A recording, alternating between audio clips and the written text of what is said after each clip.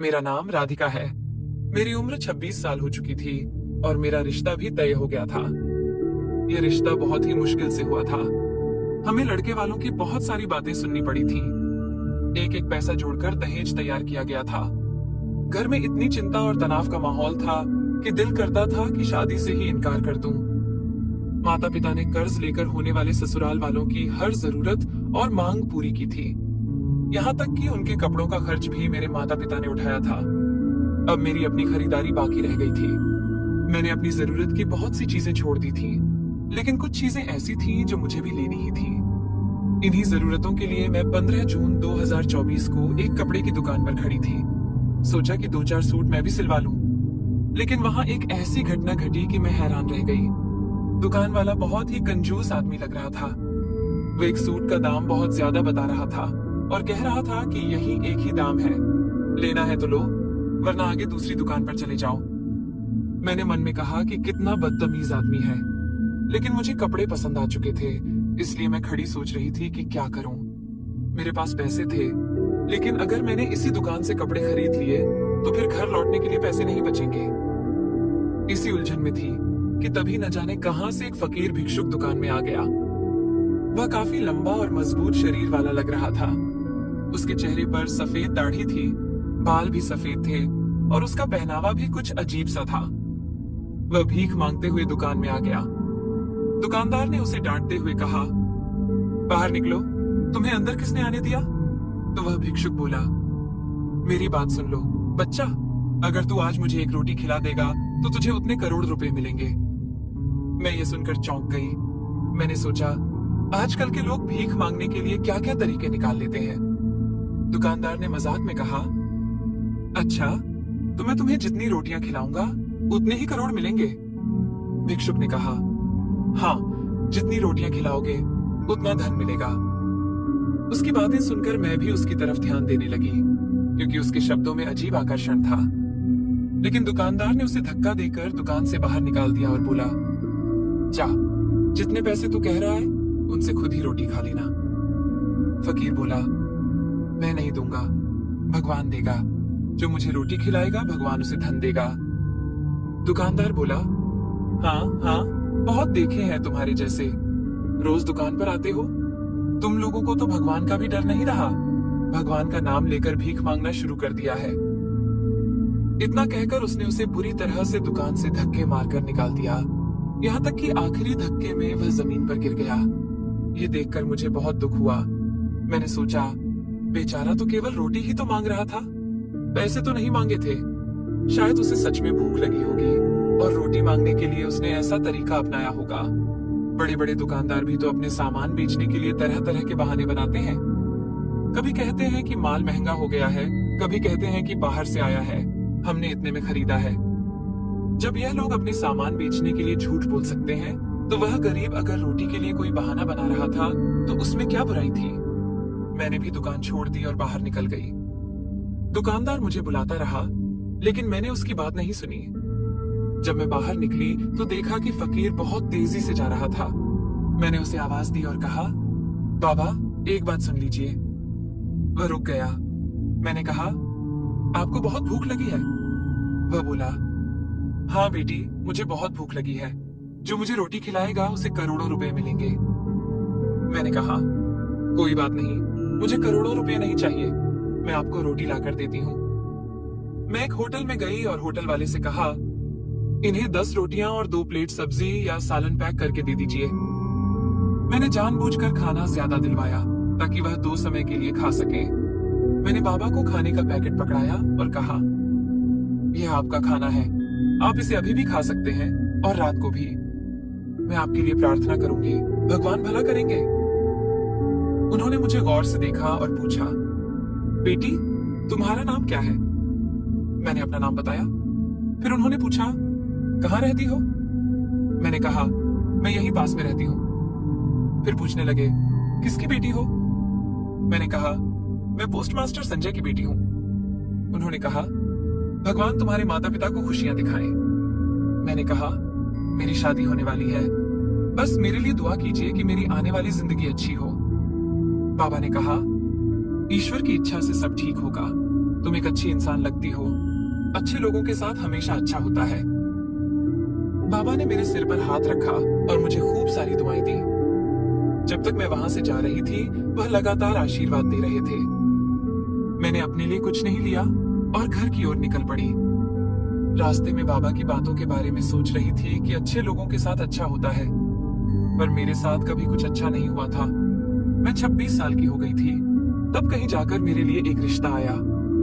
वह भी इसलिए कि मैं 18,000 रुपए की नौकरी करती थी, एक स्कूल में पढ़ाती थी। शादी से पहले ही मेरी सास और नंदे कह रही थी कि तुम्हें अपनी तनख्वाह हमें देनी होगी।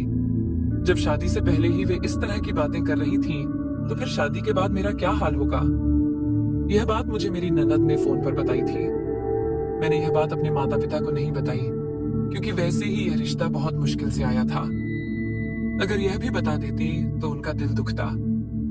इतनी सी बात पर रिश्ता तोड़ना भी मुमकिन नहीं था। लेकिन वे परेशान जरूर हो जाते कि पता नहीं हमारी बेटी का भविष्य कैसा होगा। इसके अलावा मुझे एक और बहुत बड़ी बात पता चली। हमारी सगाई में मेरे होने वाले पति के कुछ रिश्तेदार आए हुए थे। उनमें से एक आंटी मुझसे बार बार बात करने को बेचैन दिख रही थी।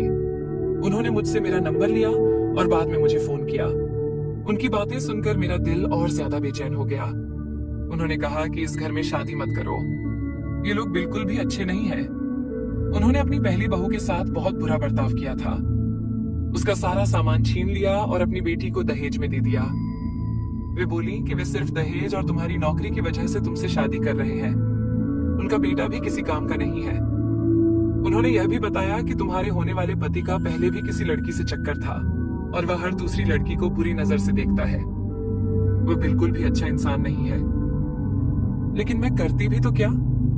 ईश्वर की मर्जी से हम 4 बहनें थीं। सबकी शादी हो चुकी थी क्योंकि वे बहुत सुंदर थीं। मेरे पास नौकरी थी, लेकिन मेरे रूप रंग में कुछ खास नहीं था। यह रिश्ता किसी तरह मिला था। अगर मैं इस रिश्ते से इनकार कर देती तो शायद 2-3 साल तक कोई और रिश्ता नहीं आता और 2-3 साल बाद मेरी उम्र 29 साल हो जाती। फिर लोग भी बातें बनाते और 29 साल की लड़की के लिए कहां जल्दी से रिश्ता आता है। बस यही मेरा आखिरी मौका था, इसलिए मैं बहुत परेशान थी। इन्हीं सोचों में डूबी हुई मैं घर की तरफ जा रही थी और दिमाग में बार बार वही बातें घूम रही थी। रास्ते से थोड़ी बहुत चीजें ले ली क्योंकि उनकी जरूरत थी।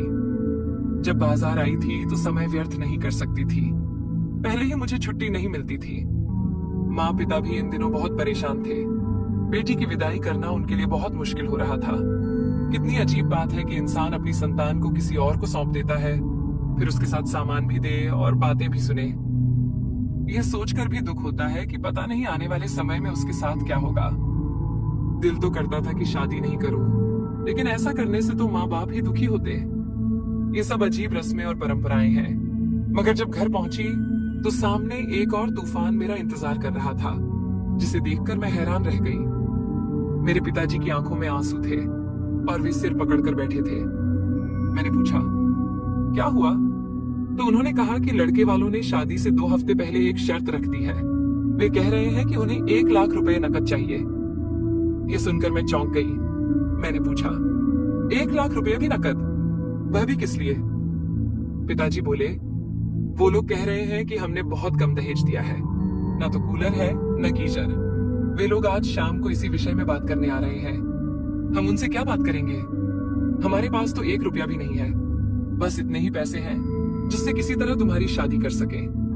अगर किसी से मांगे तो अब कोई हमें पैसे नहीं देगा। पहले ही तो मांग मांग कर सब कुछ जुटाया है, अब तो कर्ज भी चुकाना है। मैं भी बहुत परेशान हो गई। शाम को वे लोग आए तो इस तरह बातें करने लगे जैसे उन्होंने मुझे खरीद लिया हो। कहने लगे, हमने कौन सा ये पैसा अपने लिए रखना है? ये तो आपकी बेटी और दामाद के काम ही आएगा। सोचा है कि शादी के बाद इन पैसों से वह कोई व्यापार शुरू करेगा, फिर उसके बाद सारा कुछ आपकी बेटी के हवाले ही होगा। वही इसका लाभ उठाएगी। हमें तो वैसे भी कुछ नहीं चाहिए। हम तो आपको ऐसा दामाद दे रहे हैं कि आप कहेंगे, ऐसा दामाद तो हमें कभी नहीं मिला। वह तो अभी से ही आपकी हर बात मान रहा है। एक ने कहा, 10 लाख नहीं लूंगा, 8 लाख दे दो। लेकिन आजकल 10 लाख होता ही क्या है? एक व्यापार के बारे में पता चला है जो 10 लाख से शुरू होता है।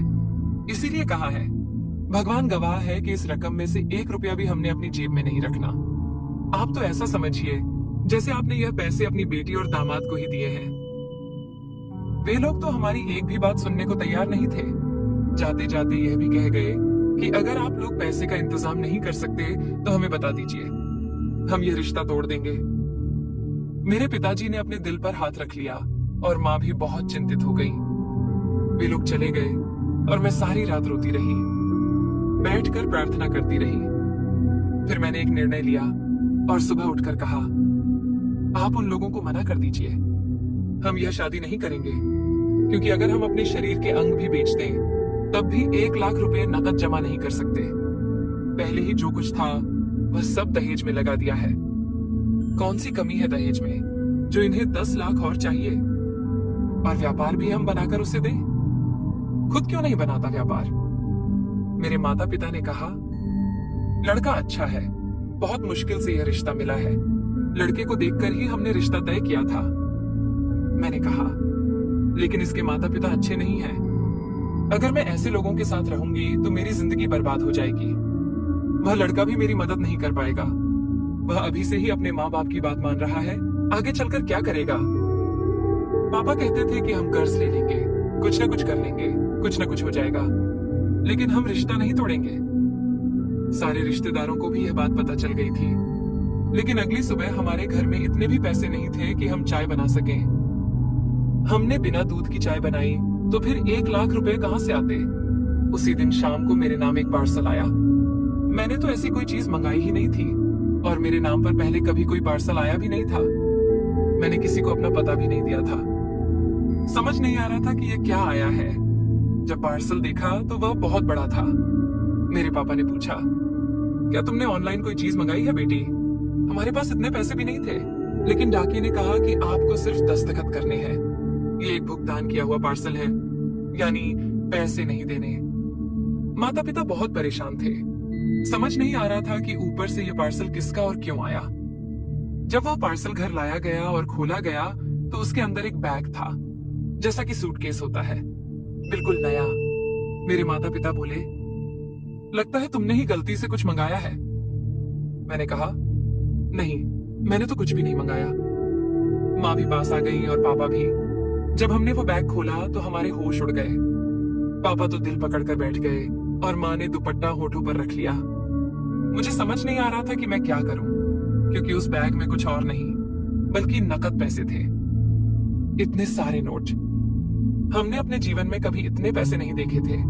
पूरा बैग नोटों से भरा हुआ था। मैंने चेक किया, वे पैसे असली थे। यह देखकर हम सब हैरान रह गए। ऐसा लग रहा था जैसे कोई सपना हो। कभी एक दूसरे को देखते, कभी हंसते, कभी रोते। समझ नहीं आ रहा था कि क्या करें। पापा ने तुरंत कहा कि यह गलती से हमारे पास आ गया है, हमें वापस कर देना चाहिए। मैंने कहा, ऐसी गलती कैसे हो सकती है? डाकिये ने तो बाकायदा आपका नाम लेकर पार्सल दिया है, फिर उसे आपका नाम कैसे पता चला? मैंने जब बैग में हाथ डाला तो एक चिट्ठी मिली। मैंने उसे जल्दी से खोला, क्योंकि शायद उसी में लिखा हो कि यह बैग हमारे घर क्यों आया था।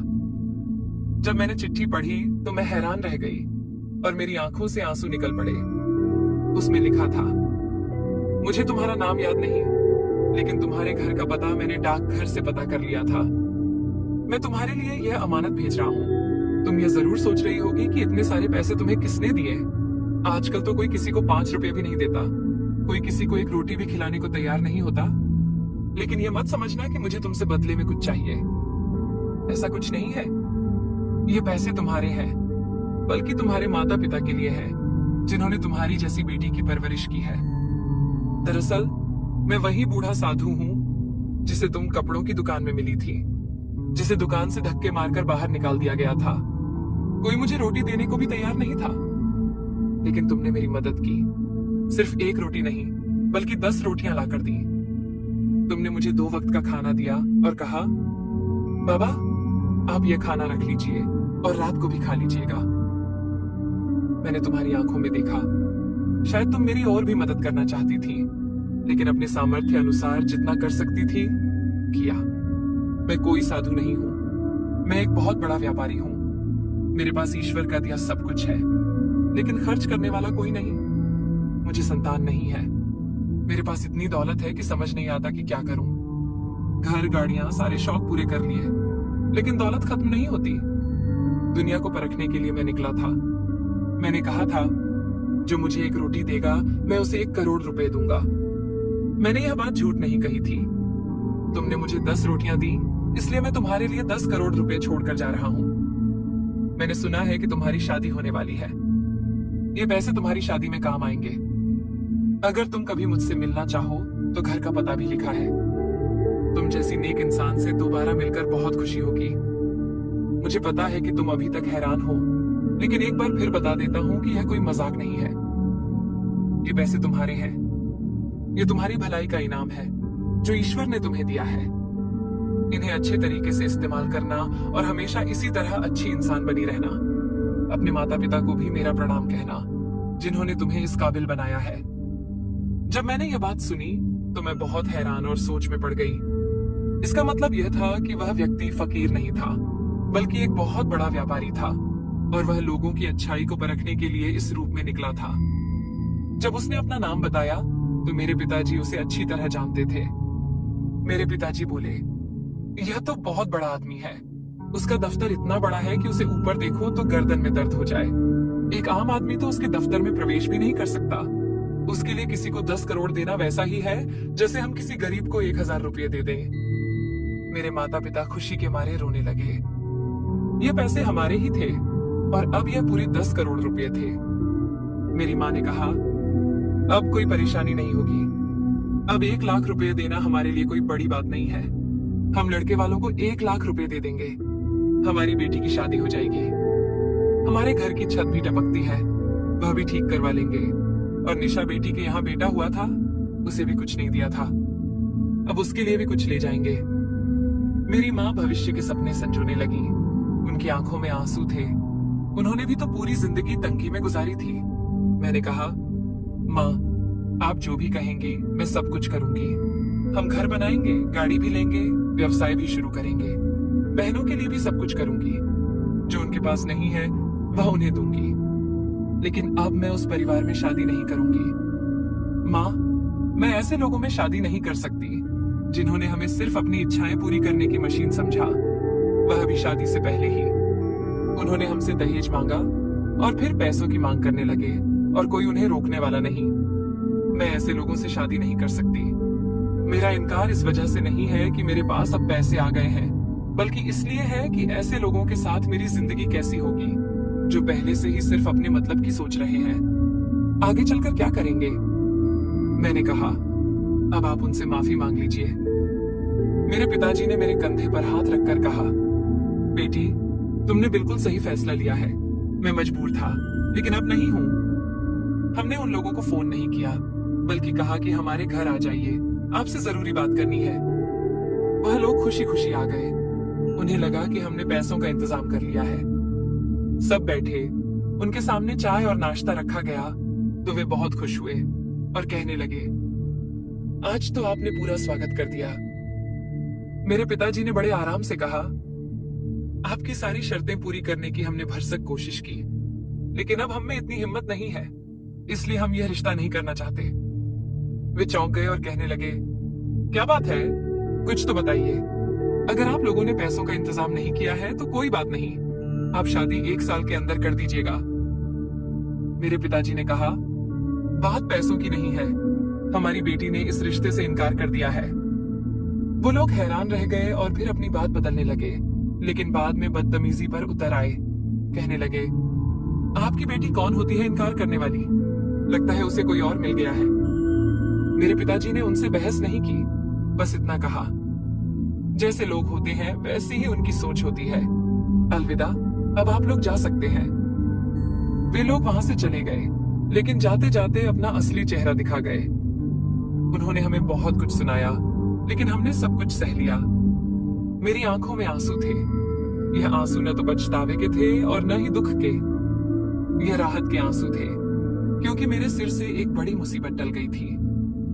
ईश्वर ने मुझे गिरने से पहले ही संभाल लिया था और मेरे सामने से एक बहुत बड़ी ठोकर हटा दी थी। मैं उस व्यक्ति से भी मिलने गई। उसका नाम रमेश शर्मा था। वह वास्तव में बहुत अमीर व्यक्ति था। मैंने उसका धन्यवाद किया और उसे सब कुछ बताया तो उसने कहा, बेटी, तुमने बिल्कुल सही निर्णय लिया है। अगर मेरा कोई बेटा होता तो मैं तुम्हें अपनी बहू बना लेता। आज से तुम मेरी बेटी हो। मैंने अपनी कमाई से अपनी बहनों की समस्याएं हल की। किसी के पास रहने का घर नहीं था, किसी को गाड़ी की जरूरत थी, किसी को शल्य चिकित्सा करानी थी, किसी के पति के व्यवसाय में परेशानी थी। मैंने सबकी समस्याएं हल की और अपना घर भी बनवाया। मेरे माता पिता के मन से सारी चिंताएं दूर हो गई। हम लोग तीर्थ यात्रा पर गए। पूरा परिवार साथ था, सारी बहनें साथ थी। हम सब बहुत खुश थे। इसके बाद मुझे एक ऐसा व्यक्ति मिला जो मुझसे विवाह करना चाहता था, क्योंकि वह मुझे पसंद करता था। वह उसी विद्यालय में काम करता था जहां मैं पढ़ाती थी। मैंने कभी उस पर ध्यान ही नहीं दिया और उसने भी कभी अपने मन की बात नहीं कही थी। फिर हमारी शादी हो गई और अब हम दोनों सुखपूर्वक जीवन व्यतीत कर रहे हैं। अपने पैसों से हमने व्यापार शुरू किया। ईश्वर की कृपा से हमारे पास सब कुछ है। सच ही कहते हैं, कर भला तो हो भला। तो इस कहानी का नैतिक संदेश ये है कि सच्चाई, आत्मसम्मान और नेक दिल से किया गया हर काम अंत में सुख और सफलता जरूर लाता है। तो दोस्तों, ये थी आज की कहानी। इस कहानी के बारे में आपकी क्या राय है, ये कमेंट बॉक्स में जरूर बताइए। अगर आपको कहानी पसंद आई हो तो वीडियो को लाइक करें और चैनल को सब्सक्राइब करें और बेल आइकन पर क्लिक करके इसे ऑल पर सेट करें ताकि आपको नए वीडियो की सूचना तुरंत मिल जाए। धन्यवाद।